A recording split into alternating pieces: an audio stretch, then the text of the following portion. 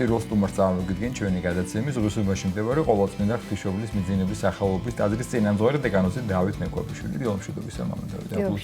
გილოცავთ მთავარანგელოს. მადაგლოცოთ შეგვეციოს წმინდა მთავარანგელოს მიქრა. ტრადიციულად ჩვენ პარასკევობით განუმარტავთ იმ სახარებას, რომელიც კვირას წაიკითხება და დღესასწაულია, მით უმეტეს დიდი დღესასწაული გველოდება ღვთისმშობლის შობა, თუმცა რამდენიმე სიტყვით დღევანდელ დღესასწაულს დღეს ერთ-ერთ სასწაულს აღნიშნავს და იხსენებს ეკლესია მთავარანგელოს მიქაელს უკავშირდება.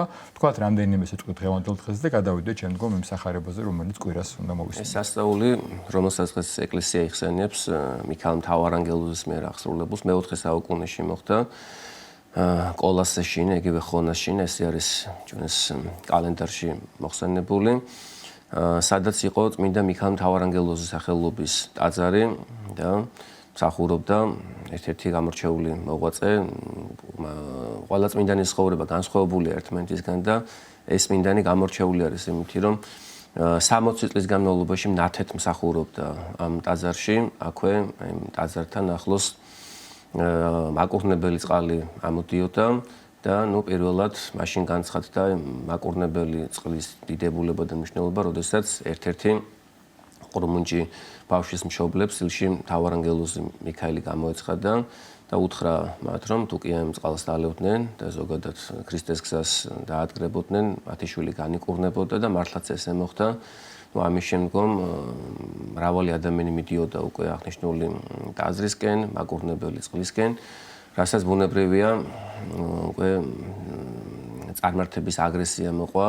ეს ის პერიოდია, როდესაც ახალი დასრულებული იყო ქრისტიანთა დევნა, მაგრამ მაინც ბუნებრივია ქრისტიანთა მოწყლის და მოწყვეტის და მოკვლის სურვილი მაინც იყო საზოგადოებაში და არაერთხელ დაუპირისპირდნენ წარმართები არქიპოს ამ გამორჩეულ მოღვაწეს, გადაწყვიტეს ტაძრის დანგრევა, რადგანაც მრავალი ადამიანი ინათლებოდა არქიპოს ქადაგების მეშვეობით, წმინდა ტაძრის დიდებულების მეშვეობით და ესეთი რამ გააკეთეს, ორი მდინარე გაერთიანეს, რომლებიც ტაძრის ზემოთ იყვნენ მოქცეულნი და ეს დიდი რაღაც დინება უნდათ რომ ტაძარზე მიეშვირათ, რომ ტაძარი წაელეკათ, მაგრამ როდესაც ლოცვა დადგა არქიპო და მთავარანგელოს შეწევნათ ხოვა, სასწაული მოხდა, რაღაცნაირად ბუნების ძალის მეშვეობით, ესე იგი კალაპოტი შეიცვალა და ტაძარი დანგრევას გადაურჩა და კიდევ მრავალი სასწაული უკავშირდება მიქაელ მთავარანგელოს, ესე მოკლედ არის დღევანდელი, ასე ვთქვათ, დღესასწაულის არსი წმინდათა ცხოვრებაში მოცემული და აქვე ისეც უნდა ვთქვათ, რომ მიქაელ მთავარანგელოზი ძალიან ხშირად მონაწილეობს ადამიანის კურნების საქმეში. სახარებაში არის ეპიზოდი, სადაც მაცხოვარი დავრდომილ ადამიანს განკურნავს პროვატაკის საბანელთან. თვითონ სახარებაში არ წერია, რომ მიქაელ მთავარანგელოზი ჩადიოდა წყლის ასამღვრევად და ვინც პირველი ჩავიდოდა ეს განიკურნებოდა, მაგრამ უკვე საეკლესიო საგალობლებში მიქაელ მთავარანგელოზი არის მოხსენებული, ვინც ამღვრევდა წყალს და წყალში ჩასვლის შედეგად ნებისმიერი სნეულებით შეპყრობილი ადამიანი იკურნებოდა. და შევთხოვოთ წმინდა მიქაელ მთავარანგელოს, რომ გამკურნოს, ზოგადად ეკლესიაში მისვლა, მსახურებაზე მისვლა, თითოეული ნაბეჯი, თითოეული წამი, რომელიც გვაახლოებს ღვთისმსახურებასთან, ტაძართან და ეკლესიის იახთან არის მაკურნებელი და ეს უხილავად აღესრულება. პირველ რიგში უნდა ვიცოდეთ, რომ ღმერთს უნდა ჩვენი სულიერი განკურნება, გონების და გულის განკურნება და ყველანი ვთანხმდებით იმაზე, რომ როდესაც ტაძარში მივდივართ, მშვიდდებით, წუთისოფელი ასე თუ ისე გშორდება და ადამიანი რაღაც დასვენებულად გრძნობს თავს და ნამდვილი დასვენება სწორედ ეს არის, როდესაც ადამიანი ტაძარში მიდის და წმინდანების ლოცვის შედეგად მთავარანგელოზების დახმარებით ადამიანი იკურნება. კვირას ძალიან დიდი დღესასწაულია, ღვთისმშობლის შობის დღე არის და თავისთავად ამ დღის შესახებაც უნდა ვისაუბროთ და ასევე საკვირაო სახარების შესახებ მოვისმენთ თქვენგან განმარტებას. ამ დღეს ალბათ ორი სახარება წაიკითხება. დღის სახარება და დღესასწაულის. სახარება დღესასწაული. ესე იგი ყოველი კვირა დღე არის აღდგომის ტოლფასი დღე და ძალიან მნიშვნელოვანი დღე, ანუ ყოველი ქრისტიანისთვის. როდესაც ჩვენ მადლობას ვუხდით მკვეთრით აღდგომილ უფალს და ეს დღე გაჟღენთილი არის სწორედ აღდგომის საკითხავებით, ზნეობრივ სულიერი მოწოდებებით და არის რაღაც 1-2 დღესასწაული, მაგალითად, აი ქრისტეს შობას რომ დაემთხოს მაგალითად კვირადღე ერთი მხოლოდ და მხოლოდ ქრისტეშობის სახარება იქნება აღმოკითხული, მაგრამ ღვთისმშობლის დაბადების დღეს ერთმანეთს არ უშლის ეს საკვირაო და დღესასწაულის სახარება, იკითხება საკვირაო სახარებას, დღესასწაულის სახარებას და ესე მიმოვიხილოთ ორივე ერთმანეთთან შეიძლება კიდევაც დავაკავშიროთ ორივე სახარება. საკვირაო სახარების მიხედვით მაცხოვართან მიდის ერთ-ერთი რჯულის მოწყwari. მისგან საკითხავი სახარება ესეც აღნიშნოთ, რომელი מחარებლის სახარება? ეს არის ესე იგი მათეს სახარება და საერთოდ მათეს, მარკოს და ლუკას სახარება თითქმის რაღაც იდენტურად რაღაც განსხვავებები არის, ერთმანეთს ავსებენ, მაგრამ ძალიან ხშირად ერთ და იგივე მოვლენას აღწერენ, ოღონდ თავისებური ხედვით מחარებლები და ესე იგი ერთ-ერთი რჯულის მოწყwari მიდის ქრისტესთან და ეტყვის მას, რომელი მცნებაი უფრო ის არს ჟულსა შინა. უფალიც გასმის პასუხს, ყველაზე დიდი მცნება ეს არის შეიყვარო უფალი ღმერთი შენი ყოვლითა გონებითა, ყოვლითა გულითა და ყოვლითა სულითა შენითა და მეორე მცნება მსგავსი ამისი შეიყვარო მოყვასი შენი ვითარცა თავითვისი. რა თქმა უნდა, უფალი როდესაც პასუხსცემს ფარისევლების და მისი მტრების შეკითხვებს და გვაძლევს მოწოდებებს, სწავლებებს, ეს თითოეული ჩვენთაგანისთვის არის, როდესაც ჩვენ გვესმის სახარება, არ უნდა ჩავთვალოთ ისე, რომ აი კონკრეტულ სიტუაციაში უფალმა უთხრა იმ ადამიანს და დამთავრდა. თითოეული ჩვენთაგანს გვეუბნება ღმერთი, რომ თუ გინდა გადარჩენ, თუ გინდა რომ სრულყოფილი იყო, მიზანში უნდა ამოიღო ღვთისა და მოყვასის სიყვარული, რომელზეც მთელი რჯული და მთელი წინასწარმეტყველება და მთელი ახალი აღთქმა არის დამოკიდებული აი ამ ორ მცნებაზე. როგორ უნდა შევასრულოთ აი ეს მცნება, როგორ უნდა შევიყვაროთ ღმერთი. როდესაც ადამიანი იბადება, უკვე მასში არის ჩადებული ნიჭი ღმერთთან ურთიერთობის, ანუ სიყვარული უნდა წარმოჩნდეს ღმერთთან ურთიერთობაში. მით უმეტეს, როდესაც უკვე ადამიანი მოინათლება, ის ღებულობს სულიწმინდის მალს, რომლითაც მას საშუალება ეძლევა, რომ ღმერთთან იურთიერთობოს, მასთან ლოცვითი კავშირი ქონდეს, სიტყვიერი კავშირი, ევქარისტიული კავშირი და აი ეს ნიჭი ღვთისგან მოცემული ადამიანმა მიწაში არ უნდა დამარხოს, მიწაში არ უნდა ჩაფლოს, სახარებაში მოხსენებული იგავის მიხედვით, არამედ პირიქით უნდა ისწრაფოს, რომ აი ეს ტალანტები განამრავლოს და ყოველდღურად უნდა ვეცადოთ, რომ უფრო მეტი და მეტი კავშირი დავამყაროთ ღმერთთან, რომ ჩვენში ღვთის სიყვარული უფრო მეტად გაღრმავდეს. რა არის საზომი და ერთგვარი ინდიკატორი ჩვენში ღვთის სიყვარულის გამოსააშკარავებლად, ხომ? თუ ღმერთი გიყვარს, შესაბამისად ლოცულობ, შესაბამისად მის სიტყვებს ასრულებ, გიყვარს ადამიანები, ყველა ადამიანი გიყვარს, რომ შეუძლებელია ადამიანები არ გიყვარდეს და თქვა რომ მე ღმერთი მიყვარს. და როგორც მაცხოვარი ამბობს სახარებაში, ვისაც მე უყვარვარ, ჩემი სიტყვები დაიმარხოს და აი პარალელი მინდა გავავლო ღვთისმშობლის სახარებასთან. ღვთისმშობლის შობის შესახებ ბუნებრივია სახარებაში ვერაფერი ვერ დაიწერებოდა, ქრისტეს შობიდან იწყება სახარების აღწერა, ასე რომ სახარებაში ღვთისმშობლის დაბადების შესახებ ცნობები არ არის ბუნებრივია, მაგრამ ის რამაც განაპირობა ქალწული მარიამის მთელი სამყაროს დედა წარმოჩენა, ეს გახდა სწორედ ღვთის სიტყვების დამარხვა. ეს არის, თუ ღმერთი გიყვარს, მისი სიტყვები უნდა დაიმარხო. ნუ პირველ რიგში უნდა იბრძოლო იმისთვის, რომ სახარება გახდა შენი სამაგიდო წიგნი, თვალსაჩინო ადგილას უნდა კონდეს, ყოველდღურად უნდა იბრძოლო და უნდა გადადო ეს უთის ოფელის საზრუნავები, საქმეები, წარმოსახვები და ასე შემდეგ. და უნდა იკითხო სახარება, მე უნდა მოახერხო, რომ სახარება გულში დაიმარხო, იმიტომ რომ ძალიან ხშირად ხდება ის, რომ ადამიანი აღმოეკითხოს სახარებას და როგორც იგივე სახარების სხვა ადგილასერია, ცის ფრინველები მიდიან და კენკავენ, ესე იგი, გზაზე დავარდნილ მარცვლებს, რადგანაც სიღრმე არ აქვს გულში. ადამიანი ესე გულის სიღრმით არ უდგება ისევ და ისევ მისი სულის გადარჩენის საქმეს, ხოლო ის ადამიანები, რომლებიც პრიორიტეტულად მიიჩნევენ სულიერ ცხოვრებას, ღვთის სიტყვას და შეძლების დაგვარად გულში იმარხავენ ქრისტეს სიტყვებს და შეძლების დაგვარად უფლის დახმარებით, რა თქმა უნდა, ასრულებენ ამას პრაქტიკულ ცხოვრებაში. აი სწორედ ეს ადამიანები დგანან ღვთის სიყვარულის გზაზე, მაგრამ ესე ვერავინ ვერ ეტყვის, რომ მე უკვე დავამთავრე ჩემი მოღვაწეობა, ღმერთი მიყვარს და უკვე სრულყოფილი ვარ. როგორც ღმერთი არის დაუსრულებელი, ასევე სიყვარული არის დაუსრულებელი. და ყოველდღურად უნდა ვეცადოთ, რომ უფრო მეტი და მეტი სიყვარული და მადლი მოვიპოვოთ ღვთისგან. ასევე, რა თქმა უნდა, მოყვასის სიყვარულზეც შეიძლება საუბარი.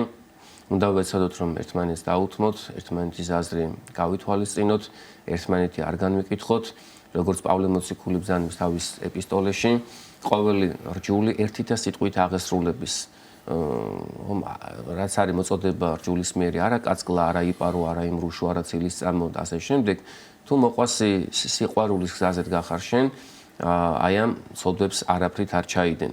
და ამაზეც უნდა ვთქვათ, მცირედ რას ნიშნავს მოყვასი შეიყვარე როგორც საკუთარი თავი. ძალიან ხშირად ისე ხდება, რომ ჩვენ ხვდებით უცებავს ქველმოქმედები, სხვებს ვასწავლით, სხვებს ვეხმარებით და გვავიწყდება საკუთარი თავი. როგორც მინდა მამები გვამცნობენ, გვავიწყდება საკუთარი სული, რომელსაც შეა, რომელიც სიკვდილის პირას არის მიწევნული და პირველ რიგში სიყვარულეს არის, რომ ჩვენ თავს დავეხმაროთ სულიერად. მკურნალო განიკურნე თავი შენ, ესეთი სიტყვები მოგცა ჩვენ ქრისტემ. და მაშინ შეგვეძლება ჩვენ როგორ დავეხმაროთ სხვა ადამიანებს. ანუ ძალიან დიდ ენერგიას ვხარჯავთ, მაგრამ შედეგი ხშირად ძალიან ცოტა გვაქვს. იმისთვის რომ აი ჩვენი ენერგიის ხარჯვის შესაბამისი იყოს ჩვენი შედეგები, პირველ რიგში უნდა ვისწავლოთ საკუთარი თავის სიყვარული. ოღონდ უნდა ვთქვათ, რომ ჩვენი თავი ჩვენ არ გვეკუთვნის, უფალს ეკუთვნის და ჩვენ თავზე ჩვენ ვართ პასუხისმგებლები და როდესაც წარუდგებით ღვთის წინაშე, გადაიშლება სახარება და სახარების მიხედვით განვიკითხებით და უნდა ვეცადოთ, რომ თუ მართლა გვიყვარს ჩვენი თავი არ მოვაშიოთ, არ მოვკლათ ჩვენში ღმერთი, არ მოვკლათ ჩვენში ადამიანი, კეთილი ფიქრები, კეთილი ზრახვები და აი აქედან გამომდინარე ვისწავლოთ უკვე მოყვასის სიყვარული. როგორც ხორციელად ფიზიკურად ზრუნავთ, რომ თქვათ თუ რაიმე დაავადება შეგვაუწუხებს, მაშინაც თუ ექიმს მივაშურებთ და ვცდილობთ რომ განვიკურნოთ, შესაბამისად ასევე უნდა ვიზრუნოთ სულზეც თავისთავად. დიახ, და აი კიდევ ახლა ერთი რამ, აი საკვირაო სახარება შეიძლება ჩვენ ორ ნაწილად დავყოთ. პირველი ნაწილი თქვათ უფალი ითხოვს სიყვარულს ჩვენგან და სწორედ სიყვარული არის ჩვენი გადამჩენელი. ყველამ ვიცით, რომ როდესაც ადამიანი გარდაიცვლება, აღმოჩნდება ღვთის წინაშე და ორი არჩევანია, ხო? სასუფეველი, ან ვერ მოხვდები სასუფეველში, ან ვერ მოხვდები სასუფეველში და სასუფეველში მოხვედრა რას გულისხმობს? იქ მრავალი ადამიანი იქნება, ძალიან ბევრი წმინდანი, თავად უფალი და როგორც მამები გვამცნობენ, გვასწავლენ იქ ისეთ ადამიანებს ნახოთ, რომელთა ხილვაც იქ ჩვენ დიდად გაგვაკვირვებს და თუ ელემენტარული რაღაც სიყვარული არ გაქვს და სხვისი სიხარული არ გიხარია, მაშინ შენ ვერ გაჩერდები სამოთხეში, იმიტომ რომ ყველას უხარია, ყველა მადლიერია, ყველა უფალს აქებს და ეს სული უნდა მოიპოვო შენ, სიყვარულის სული რაღაცნაირად უნდა მოიპოვო წუთის სოფელში. რომ მე უკვე იქეთ მარტივად გააგრძელო. ეს დაახლოებით ალბათ იმას გავს, როდესაც ტაძარში ნახავთ ვიღაცა პიროვნებას შემოსულს, რომელზეც არ გვსმენია მაინც და მაინც კარგი ცნობები, ასე ვთქვათ და მაშინ ვიწყებთ განკითხვას კი. როგორც არის და ეს განკითხვა ნამდვილად წყალში ყრის მთელ ჩვენს შრომას. მამა დავით, ასევე გადაცემის ჩვენი განკუთვნილი დროის ბოლოსკენ უნდა ვისაუბროთ იმ დღესასწაულზე, რომელიც როგორც ვთქვით, კვირას იქნება ღვთისმშობლიშობა. ისე ხდება ხოლმე, მე მგონია ესე შეიძლება ვთქვი, რაღაც უფრო დიდი ზეიმი, დიდი ენთუზიაზმით აღინიშნება ხოლმე მიძინება, მარიამობა 28-ში, მარიამობის ცნობილი, ესეც უნდა იყოს და თითქოს ნაკლებად და ზოგმა შეიძლება არ ცოდეს, რომ 21-ში მაგალითად შობა. მართლაც აი ყველაზე ალბათ ერთ-ერთი ყველაზე დიდი ქალბატონის, ყველაზე დიდი სოფლიო იღუმენის, როგორც უწოდებ, ჩვენი მეოხის ღვთისმშობლის, რომელიც სამების შემდგომ პირველი იერარქიულად სასუფეველში და მისი შობის დღე მოდის და ცხადია სახარებაც, როგორც ვთქვით, იქნება კიდე წაკითხული. მიუხედავად იმისა, რომ სახარებაში არ გვხვდება ღვთისმშობლის ცხოვრებაზე, მიძინებაზე, შობაზე, გარდა იმ მომენტებისა, რაც უცხოეთ მასხოვარს უკავშირდება, მაგრამ აი რომელი სახარება, ძირითადად ლუკა მახარებლის სახარებიდან არის ხოლმე ამ დროს და რომელი სახარება იქნება, ამაზეც თქვა და დიახ, ლუკას სახარებიდან არის ამონარიდი, მე-10 და მე-11 თავიდან არის ამონარიდები. სადაც ერთ-ერთ დაბაში უფალი შეხვდება მართას, მართა შეიპატიჟებს ქრისტეს საკუთარ სახლში და იქვე მისი და მარიამი დაჯდება ქრისტეს ფეხებთან, ისმენს მის სიტყვებს. მართა მიმოდაზრუნვით და მრავალი სამსახურებისთვისო, როგორც აღწერს ლუკა მახარებელი და აი ამის შემდგომ გარკვეულწილად უსაყვედურებს ქრისტესაც და მარიამსაც თავის დასაც, რომ მარიამი უფალო გამოაგზავნე ჩემთან რომ დამეხმაროს შემეწეოდეს მე რომ ისე იგი შენ მოგემსახუროთ უფალო და უფალი იტყვის იმ სიტყვებს რომელიც რა თქმა უნდა ღვთისმშობლის ღვაწლს უკავშირდება პირდაპირ და ყველაზე მეტად სწორედ ღვთისმშობელმა აღასრულა ეს ღვაწლი ესე იგი მართას ეუბნება ერთის მხრივ მართას ზრუნავდაში ფოთხარ მრავლისათვის აქ ერთის არ სახმარო ხოლო მარიამ ამოირჩია ისეთი ღვაწლი ისეთი ცხოვრების წესი რომელიც გულისხმობს ქრისტეს ფეხებთან ჯდომას და მისი სიტყვების მოსმენას და დამარხვას რისი უბადლო შემსრულებელიც იყო ყოვლადწმინდა ღვთისმშობელი მარიამი რომელიც იმარხავდა ღვთის თითოეულ სიტყვას და მიიჩნევდა ცოცხლად აი ამ სიტყვებს ჩვენ ესე ბიბლიას რო ვკითხულობ შეიძლება რაღაც არ გვჯერავს ხოლმე რაღაც ერთ ყურში შეუშვებთ მეორე ყურში გამოუშვებთ ვერ ვიმარხავთ გულში ჩვენი სულიერი მდგომარეობა არ იძლევა ამის საშუალებას ხოლო ქალწული მარიამი ღვთისმშობელი დიდი რუდუნებით და კრძალვით იმარხავდა ღვთის სიტყვებს გულში როგორც ძანებს ესაია წინასწარმეტყველი ვისე და მოვიხილო მე უფალესე აცხადებს თავის პედაგოგიკას თავის სიყვარულს ჩვენს მიმართ და იმ ურთიერთობას რომელთა ჩვენ მას უნდა დაუკავშირდეთ მე მოვიხილავ იმ ადამიანების ზედა რომლებიც ზრწოლით და კრძალვით და შიშით ისმენენ ჩემს სიტყვებს და სწორედ ქალწული მარიამი იყო აი ესეთი ცხოვრების მიმდევარი და აი მე-11 ლუკას სახარების მე-11 ეთავზე რომელი ეპიზოდიც გადადის ერთ-ერთი ქალბატონი ეტყვის ქრისტეს ესეთ სიტყვებს ნეტარ არის მუცელი რომელმან გიტვირთა შენ და ძუძუნი რომელთა წოვდი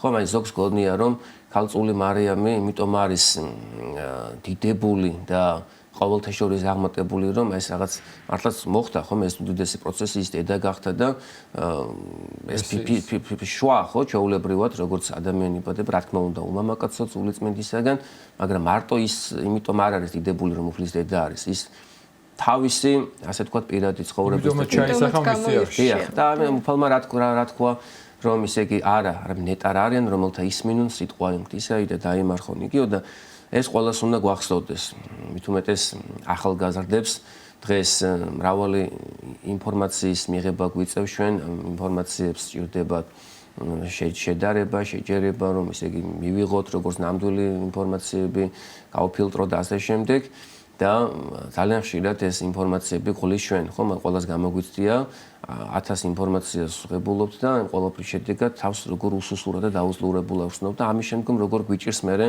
ღვთის მსახურებაზე დადგომა ლოცვის აღვლენა და გარკვეულწილად ემტერება ადამიანში არსებულ სულიერ ცხოვრების განვითარებას ეს თანამედროვეობა.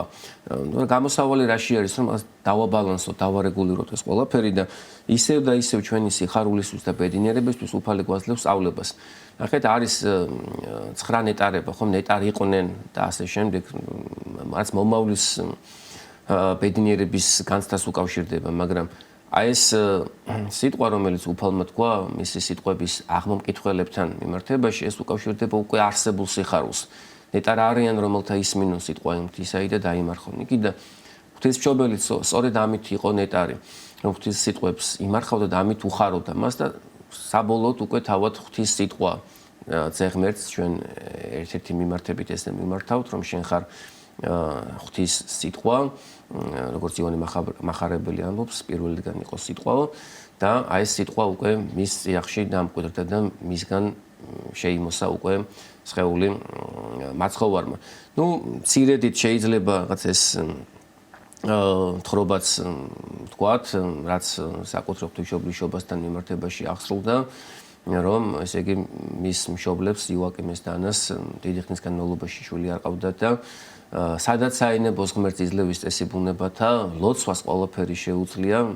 არსებობს რაღაც კანონზომიერებები, არსებობს რაღაც ლოგიკები, მაგრამ სადაც ადამიანი რწმენაში იქნება და ლოცვაში იქნება, ყველაფერი შეიძლება მოხდეს და ჩვენამდე უამრავმა სასწაულმა მოაღწია, შეუძლებელი ნამდვილად არაფერი არ არის და ესე იგი წმინდა ოჯახის ლოცვის შედეგად მოევლინა სამყაროს პატარა მარიამი, რომელიც უკვე შემდგომში გახდა ღვთის დედა და ღვთისმშობლის შობა ეს არის პირველი დღესასწაული მთელი წლის განმავლობაში.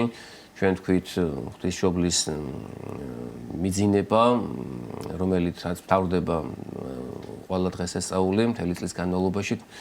საერო კალენდრით 14 სექტემბერს იყო ახალი წელი და კვირა დღეს ისე იგი ღვთისმშობლის დაბადებით იწყება უკვე კაცობრიობის გამოხსნის იდეა ღვთისგან და დაწყება რეალურად ამ დიდი საქმის და ეს უნდა დაწყებულიყო ღვთისმშობლის დაბადებით და ძალიან დიდი მნიშვნელობა აქვს იმას თუ როგორ დავიწყებ საეკლესიო წელს და ძალიან კარგი არის რომ თქვენ თქვით რომ ნაკლები ჩართულობა არის ხშირად სამწუხაროდ მორწმუნეების მხრიდან აი დღესასწაულის მსახურებაში და ღმერთმა წელს გაგვიმარტივა ეს გზა და კვირა დღეს დაემთხვა მაინც კვირას ჩვენ ასე თუ ისე ვახერხებთ მსახურებაზე მისვლას. ნუ იცით რა კიდევ რა განსხვავება არის ამ დღესასწაულს შორის აი იმ კუთხით რომ ისე ადამიანები მიძინებას უფრო ახერხებენ ტაძარში მისვლას. როგორც მე ვიცი, ღვთისმშობლის მიძინება ოფიციალურად არის დასვენების დღე. ნუ კი ახლა ამ პერიოდში ახლა სასწავლო დაწესებულებები მაინც ისვენებენ. მაგრამ არის ხო ისეთი მრავალი კიდევ ისეთი სამსახური, საჯარო სამსახური რომლებიც ისვენებენ და ეს ხალხიც ასე თქვა. თუმცა მაინც არის, აი გამოკითხვასავით რომ ჩავოტაროთ, ყველა მითის რომ 28-ში არის მარიამობა, მაგრამ შეიძლება ყველა მოიწოდოს რომ 21-იც მარიამობა. და ალბათ აი დღევანდელი ჩვენი საუბრის შემდეგ და ალბათ აი წლევანდელი ღვთისმშობლის შობის შემდეგ ალბათ გათანაბრდება ეს ორი დღესასწაული, რადგანაც მართლაც რანგით ორივე თანაბარი არის. ხადია, რო არ შობილიყო ღვთისმშობელი მარიამი, არაფერი არ იქნებოდა, ხო? კიდევ თუ გვაქვს დროს რაღაცა ის საკვირაო სახარების ბოლოს ერთი ეპიზოდი მინდოდა შემედარებინა და ამით შევაჯამოთ. აი საკვირაო სახარებაში პირველი ეტაპი ის იყო რომ ესე იგი სიყვარული ღვთისა და სიყვარული მოყვას ისე და მე თავად უფალი უსვამ შეკითხვას აი მწიგნობრებს და ფარისევლებს. რას ფიქრობთ თქვენ? ვისი ძე არის ქრისტე? და ნუ ესენი ეტყვიან, ნუ დავითის ძე. და აი ამის ეს არის არასრულყოფილი მიმართვა. იესო ძეო დავითისო შემიწყალე. როცა შენ იცი რომ იესო ქრისტე არის მამის ძე, თანაარსი მამის და ღმერთი, რომელიც დედამიწაზე მოვიდა, ადამიანური ბუნება შეიმოსა. და რა თქმა უნდა დავითის ტომიდან მოხდა ეს ყველაფერი, შენ ესე არ მიმართავ დავითის ძეო შემიწყალე. და აი დამახინჯებული იყო მესიანური მოლოდინი და ზოგადად მესიასთან დაკავშირებული პიროვნული აღქმა ფარისევლებში. ისინი ელოდებოდნენ მიწიერ მეფეს, რომელიც დავითის ტახტზე დაჯდებოდა და მათ გააბატონებდა ყველა ერზე. პირველ რიგში ჩამოხსნიდა მონობის უღელს რომაელთა და ისინი გახდებოდნენ, ნუ, პირველები. ეს ამპარტავნული გულისხმა ჰქონდათ თვითონ ეკლესიის მსახურებს, სასულიერო პირებს ძველი აღქმისა და უფალი აი მათი აი არასწორი რწმენის დასარღვევად იყენებს ისევ და ისევ მათთვის სანუკვარ, თქმა უნდა და ჩვენთვის სანუკვარ და ყველასთვის სანუკვარ ფსალმუნის სინგს და 119 ფსალმუნის პირველ მუხში, რომელიც ყველამზე პირად ვიცით, ესეთი სიტყვები წერია: "რქვა უფალმა უფალსა ჩემსა, დაჯეთ მარჯვენი ჩემსა" და ესეთ სიტყვებს ამბობს ქრისტე, რომ თუ კი თვითონ დავით წინასწარმეტყველი მესიას უფალს, ანუ ღმერთს ეძახის და ღმერთად მიიჩნევს, მაშინ როგორ არის მისი ძე და აი ამ ესე იგი ქრისტეს ამ განმარტებაში ყველაფერი არის ჩადებული, თუ ვინ არის იესო ქრისტეს პიროვნება და თუ როგორ უნდა გადარჩეს ადამიანი. ნუ პირველ რიგში ეს არის, რომ შევიმეცნო ჩვენ იესო ქრისტეს პიროვნება, როგორც აღიარა პეტრემ, შენ ხარ ძე ღვთისა, ცხოველისა, მოსრული დედამიწაზე კაცობრიობის გადასარჩენად და აი ამის შემდგომ იწყება უკვე ღვთის სიყვარულის გზაც, იხსნება. ანუ ეს ორივე ერთმანეთთან პირდაპირ კავშირში არის. შემეცნება ღვთისა და მერე სიყვარული ღვთისა. დიდი მადლობა. მამა დავით. ალლაჰ მამა დავით, ზღუსობაში მდებარე ყოველწლინა ღვთისმშობლის მიძინების სახელობის ტაძრის წინამძღვარი დეკანოზი დავით მექვაბიშვილი გვესაუბრებდა.